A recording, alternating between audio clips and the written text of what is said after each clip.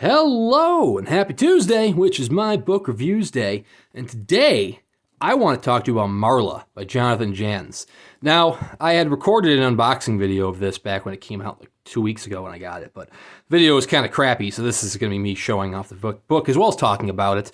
If you're not familiar with Marla by Jonathan Janz, it is the Earthling Publications Halloween title. So it doesn't actually have anything to do with Halloween, but every single year, Earthling Publications, Paul Miller over Earthling Publications, publish a title in time for Halloween, which this one has very nice orange end papers to kind of reflect that.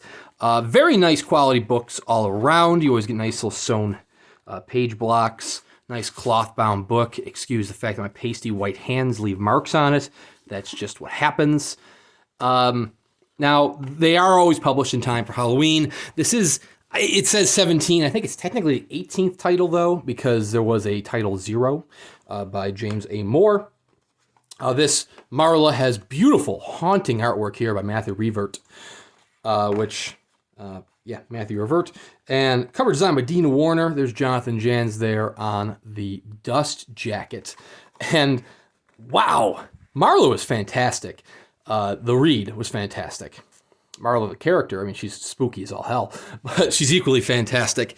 Now, I'm a little late to the party on reviews for this one. Paul Miller reached out to, just his entire mailing list and said, hey, if you want an advanced review copy of Marla, please reach out. I reached out, but I had been on vacation at that time, so I had reached out a little too late. So I did not get a chance to get an ARC. So I'm reading the actual special edition. Oh, as we try to focus here. So this is the signed edition, which is 500 numbered copies, which are all sold out. There's Jonathan Janz's signature. There's also 15 lettered copies that are going to be produced as well, although those are not out.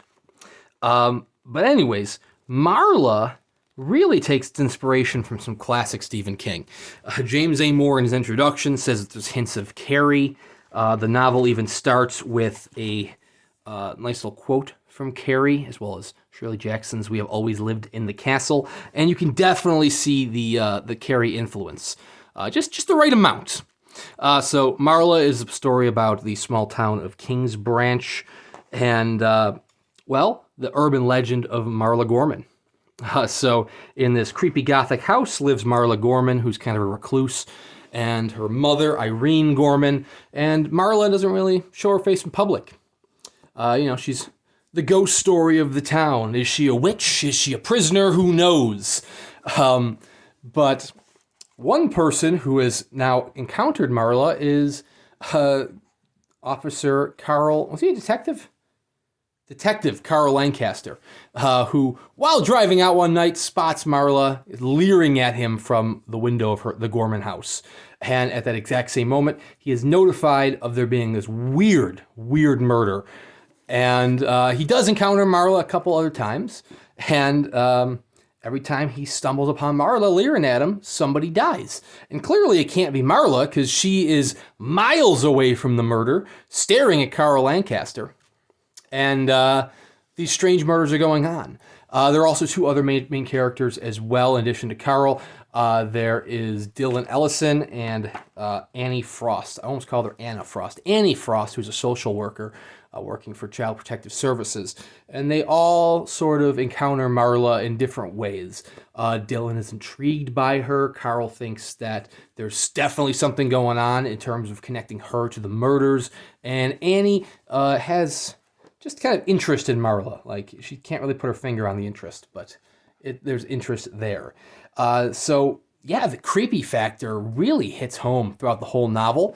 It's just beautifully written, very good characters throughout. And then right when you get to the last third is when the creepiness really gets cranked up to 11. I guess the last fourth, because it is divided into parts. Part 4 here, toys. Holy crap, that's what the creepiness really hits home. And things go hellish pretty fast. Not necessarily hellish in terms of demons, just like off the rails chaos. But holy crap, it was good. I cannot recommend this novel enough. I don't think I've ever read anything by Jonathan Janz, but it's one of those novels that makes me want to go out and read more Jonathan Janz. Paul Miller really knocked it out of the park with picking Marla for this Halloween title. I mean, last year's Halloween title was Boys in the Valley, which was one of my favorite novels last year. And this is probably one of my favorite novels this year, which is just, holy crap, that's incredible. Like, seriously, 2 knockout Halloween titles in 2 consecutive years. So, Paul Miller, damn, man. Now you have to go for the hat trick with your 18th title. Or 19th, if you're counting, like I said, that number 0 by James A. Moore. So, unfortunately, Marla is, well, I mean, unfortunately for you if you want to go read a copy, but very fortunate for Paul Miller, Marla is sold out through Earthling Publications. However, I know you can find it on the secondary market or through some other booksellers. Like Bad Moon Books recently posted a photo of, Roy over at Bad Moon Books posted a photo of some of his stock on his shelves, and he's clearly hoarding like 10 copies of Marla. So, so go check out Bad Moon Books if you want to get a copy of Marla. It is fantastic. Jonathan Janz also just recently released The Dismembered by Cemetery Dance as a paperback. Also featuring artwork by Michael Revert, although this one is more kind of almost like a pop art cover, and that one is more of almost like a classic throwback cover. That one's more of a gothic horror, and after having read this, I'm definitely going to go pick up that, because I want to read more Jonathan Janz. Holy crap. I don't know how I've never read him before, but Marla got me hooked.